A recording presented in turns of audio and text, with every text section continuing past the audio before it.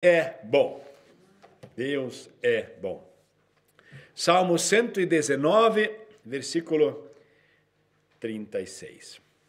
Salmo 119, versículo 36.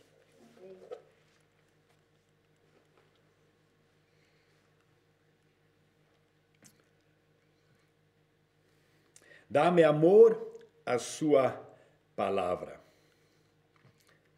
em vez de querer ajuntar riquezas. Obrigado, Pai, pelo teu amor, obrigado pela tua graça, obrigado que tu és um Deus vivo, santo é teu nome. Vem, Espírito Santo, vem nos dirigindo, Senhor. Precisamos, Senhor Deus, da tua presença, precisamos, Pai, que tu nos dê discernimento sobre a tua palavra. Obrigado, Pai, que pudemos acordar essa manhã, Pai. Esteja acampando os teus anjos em cada um daqueles que estão ouvindo essa palavra, para que eles possam saber que são amados, que tu tens um plano e que tua palavra é real. Em nome de Jesus. Amém e amém. Uma outra tradução diz: dê-me o desejo de ser obediente aos seus mandamentos, em vez de querer ajuntar riquezas. Uma outra tradução diz: dê-me o desejo de ser obediente aos seus mandamentos e não me deixe ser cobiçoso. Quando começamos a andar, a pelejar, a combater o bom combate, andarmos na presença de Deus, existe algo na nossa vida que é imprescindível, que é a palavra de Deus. E o salmista aqui lhe reitera que Deus possa lhe dar amor à palavra, amor aos mandamentos, amor aos preceitos, amor aos estatutos, amor à prerrogativa de Deus. Todo o Salmo 119, todos os versículos têm a ver com a palavra de Deus, com os estatutos, com os mandamentos, com as prescrições de Deus. E o salmista aqui, de uma forma sobrenatural, ele nos mostra a importância de sermos alimentados, a importância de sermos dirigidos, a importância de sermos iluminados pela palavra de Deus. E eu creio que nós, principalmente nós, cristãos da atualidade do mundo ocidental, nós não temos noção de quão importante é a palavra de Deus nas nossas vidas. Ele fala no versículo 12: bendito seja, Senhor, ensina-me as tuas leis. Nós precisamos aprender a lei, aprender a palavra, aprender os estatutos do Senhor. Nós precisamos não só conhecer os estatutos, nós precisamos aprender a amar a palavra de Deus. Quando nós amamos, o nosso comportamento é diferente. Quando nós amamos, nós somos muito mais pacientes. Quando nós amamos, nós nos sacrificamos. Quando nós amamos, as coisas mudam. E eu acho maravilhoso quando Deus começa a ministrar nas nossas vidas, o amor à sua palavra é algo que muda a história das pessoas, é algo que muda o comportamento e principalmente a essência das pessoas. É a palavra de Deus. Eu sempre digo, se eu novamente fosse começar a carreira, eu ia pegar e decorar muito mais a palavra, estudar muito mais a palavra, buscar mais a palavra de Deus. É a palavra de Deus, ele fala nesse mesmo capítulo, no versículo 101, lâmpada para os meus pés é a tua palavra. Nós precisamos, irmãos, da palavra de Deus. Ele fala no versículo 18 do Salmo 119, abra os meus olhos para que eu veja as maravilhas da tua palavra, as maravilhas da tua lei, as maravilhas dos teus preceitos, as maravilhas das tuas ordenanças, as maravilhas dos teus mandamentos.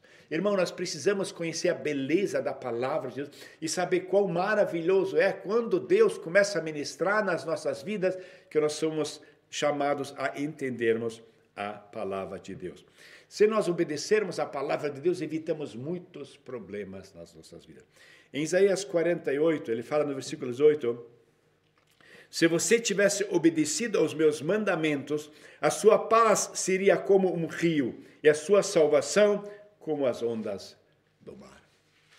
Quando nós buscamos a presença de Deus, e o que o inimigo mais tenta nos fazer é afastar-nos da palavra de Deus. Eu lembro desse ancião que deu um presente ao seu neto, uma Bíblia.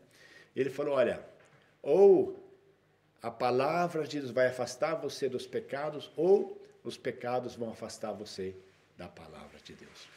O amor à palavra de Deus é essencial para que nós tenhamos saudade da palavra, para que nós leiamos a palavra não só com o intuito de regularmente termos uma obrigação, e sim de nós pegarmos a palavra como alimento que desce como o mel. Ele fala no versículo 103, como são doces as suas palavras na minha língua, são mais doces que o mel na minha boca. Salmo 119, 103. Quando a palavra de Deus começa a ser parte da minha vida, quando a leitura da palavra começa a ser uma parte integral da minha rotina, quando a palavra de Deus começa a dirigir os meus passos, e não a minha preguiça, não o meu conforto, não aquilo que eu quero, e sim quando a palavra de Deus dirige os meus caminhos, os meus lábios, os meus pensamentos, a minha vida começa a se tornar uma vida cheia de alegria. Ele fala no Salmo 19, 8, as ordens do Senhor são justas, dão alegria ao coração. As regras do Senhor são boas e mostram o caminho da vida. Alegria e caminho. São essas duas nuances que o salmista nos mostra no capítulo 19 para que nós sejamos bem-sucedidos. E ele fala no versículo inicial que esse amor à palavra, ele evita que nos tornemos cobiçosos. Ele tira a cobiça das nossas vidas. Eu estou numa idade em que já vi muitas pessoas passarem por essa vida. Já estive em muitos enterros. Já vi muitas pessoas se despedirem aqui da terra. E uma coisa que me chama a atenção, praticamente todos nós lutamos para ajuntarmos bens aqui na terra.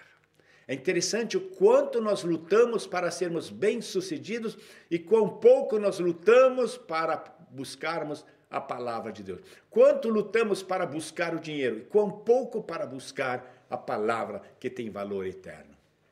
As nossas atitudes mostram mais do que as nossas palavras. E quanto da nossa atitude tem sido de com alegria buscarmos a palavra? Quanto que nossos filhos têm visto de nós o amor à palavra, o amor à Bíblia, o amor ao tempo do Senhor. Em Isaías 43, ele fala a respeito da palavra. E quando Deus nos mostra a palavra ela é para edificar, a palavra é para encorajar, a palavra nunca é para acusar. A palavra nunca é para mostrar pecado do outro. A palavra nunca é para ter espírito de acusação. Eu noto quantas vezes nós, evangélicos, usamos a palavra para condenar pessoas do mundo, pessoas que fazem algo errado.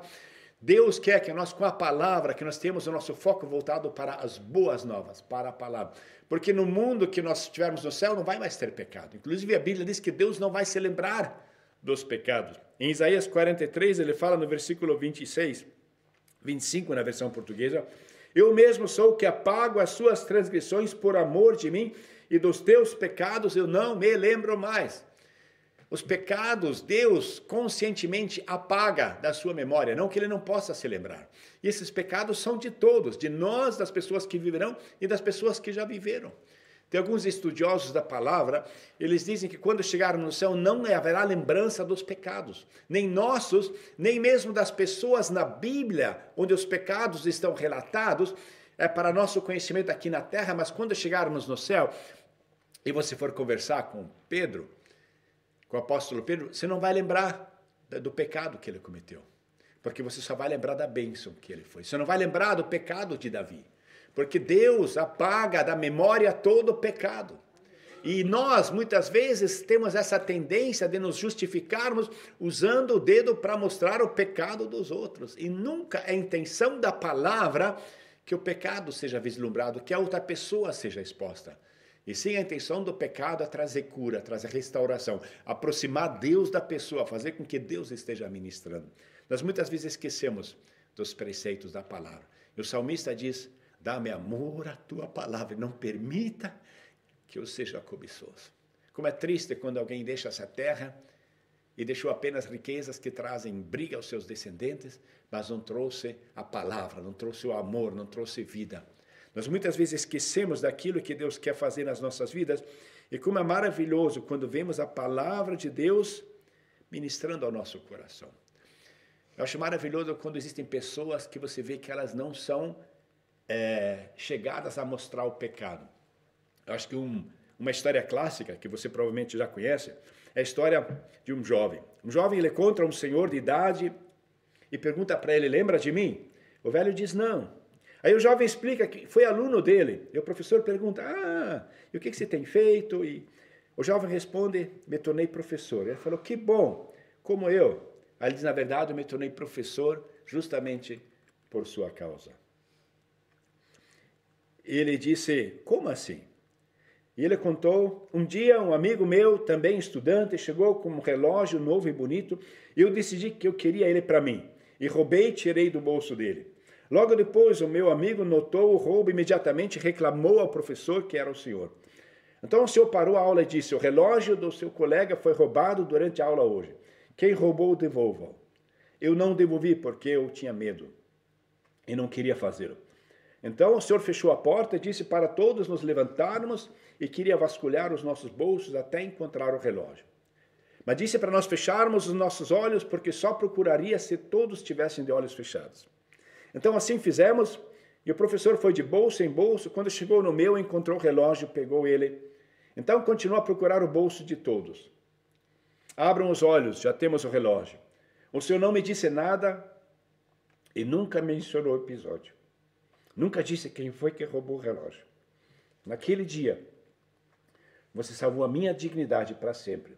Foi o dia mais vergonhoso da minha vida, mas também foi o dia em que a minha dignidade foi salva. De não me tornar um ladrão exposto, uma má pessoa. O professor nunca me disse nada, e mesmo que não me tenha repreendido ou chamado a atenção, para mim foi a lição mais importante da minha vida. E graças ao Senhor entendi que isso é um verdadeiro educador deve fazer. Lembra desse episódio, professor? E graças ao Senhor entendi. O homem respondeu, eu não lembro dessa situação, porque mesmo eu também fechei os olhos enquanto procurava. Que Deus possa estar tirando o nosso espírito acusador. Eu tenho visto, eu já estou agora há muitos anos longe do Brasil, há 30 anos longe do Brasil. Eu tenho visto no movimento evangélico um avassalamento em acusação de denominações, de líderes, de pessoas, de achar o pecado, achar o cisco no olho do outro. E como nós, igrejas, temos nos distanciado do padrão de Deus, que é o amor sacrificial. E a minha oração é que possamos, assim como o salmista. O salmista, ele diz, olha, eu tenho amor à tua palavra. Não permita que eu erre, não permita que eu me desvie, não permita que eu me torne cobiçoso. Irmão, que nossa tendência seja a palavra, que nós possamos estar consumindo a palavra. E não estarmos competindo, estarmos com tantas decisões, tanto enfoque a estarmos sendo bem, a estarmos progredindo, a sermos pessoas efetivas nas finanças, a sermos pessoas coaches. Não, Deus ele tem um propósito de que possamos crescer no amor. E essa é a minha oração na sua vida, que possamos estar crescendo no amor. Que Deus possa estar ministrando aos nossos corações e que nós não nos tornemos, não temos esse desejo de prosperidade no padrão do mundo. Como é maravilhoso quando uma pessoa falece, você olha para trás e vê o amor que Deus derramou no seu coração, que Ele espalhou por todos os lugares. O amor de Deus, não o ódio. O perdão, não a acusação. A palavra de Deus, não as palavras do inferno. Palavras de esperança, não palavras de ódio. Deus tem um propósito. O propósito de Deus é que nós possamos crescer. E o maior mandamento é amarmos a Deus em primeiro lugar e ao outro. Mas só conseguimos conhecer o amor quando temos amor à palavra. Porque aí a palavra se torna não uma obrigação, e sim se torna o desejo da manhã. Se torna o melhor dos manjares, a comida mais gostosa. E que Deus possa estar nos dando amor à sua palavra. A palavra que traz amor. A palavra que traz reconciliação. A palavra que edifica e não traz dor. Em nome de Jesus. Amém.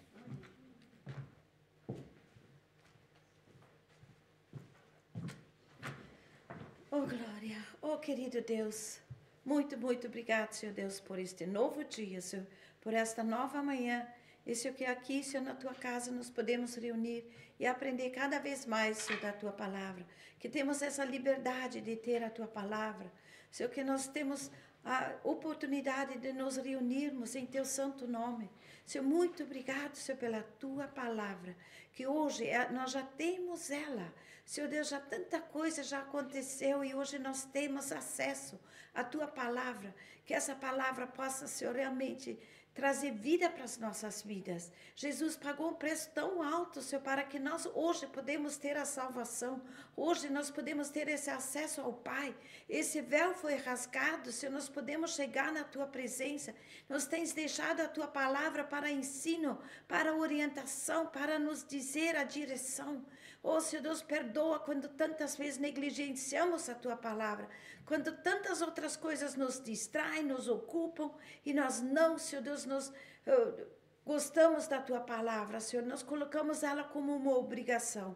Perdoa, Senhor, nos reaviva essa chama de amor, Senhor Deus, essa paixão por Ti, essa comunicação contigo, Senhor, que realmente, Senhor, nós possamos ter essa intimidade contigo, que a Tua palavra nos ensina, que a Tua palavra nos guia, que a Tua palavra, Senhor Deus, mostra o caminho, Senhor, que nós precisamos andar.